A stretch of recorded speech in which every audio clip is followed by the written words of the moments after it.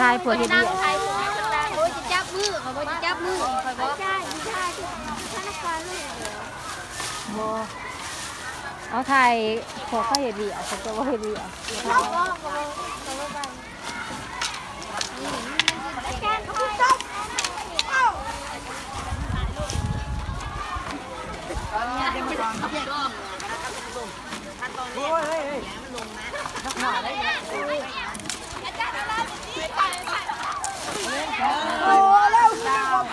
ากำลังจะได้ลง YouTube แล้วนะผู้ชมเจ้าสีแดงเลยสีแดงมา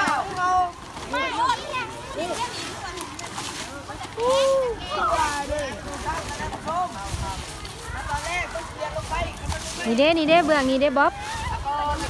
นี่เด้เบื้องเอาอันนั้นอยู่เขาเอาปอกเอาแล้วไม่เกี่ยวกับที่สอง ได้ตัวเดียวพูดเขาก็ยิ้มง่ายพูด โอ้ท่านผู้ชมมือด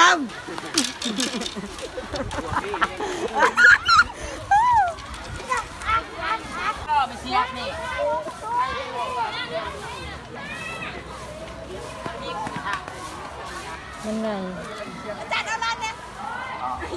ปาร์ตี้จ้ะ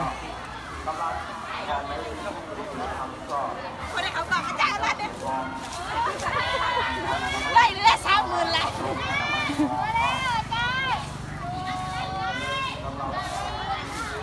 ลงมา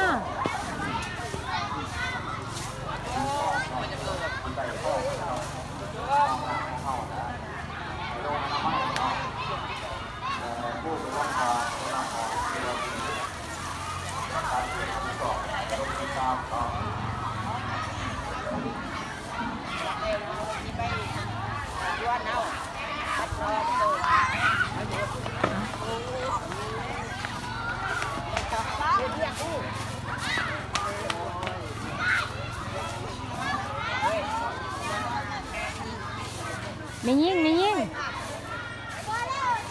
มาฮุบได้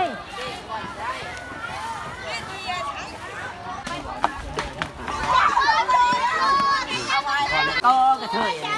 วันนี้กระเทยบ้านคอยเต็มสู้วันนี้อีก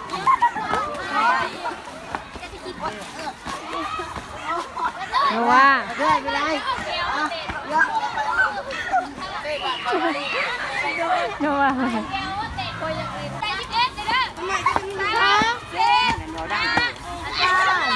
วันนี้กระเทยกำลังมาเต้นยางนะครับท่านผู้ชมมาเต้นดูความมั่นใจครับเรียกน่าจะแล้วหมดแล้วนะครับตอนนี้เรากำลังจะไปตีบุญกันแล้วครับ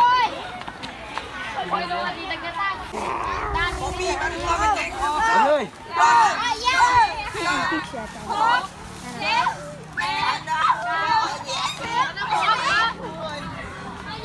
เด็กอยากเข้าไม่อยากเข้าหมอนี่2 คนนี่สโมสรจะจุ๊บมาจากเขาทางนี้ อยู่ห้องเอง เข้ามาจากอาจารย์เจ้าแล้วจะมา ใหญ่สิตายเลยนะยังเล่นเต้นยาก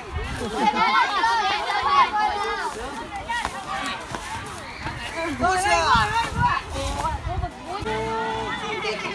เยี่ยม นี่แกง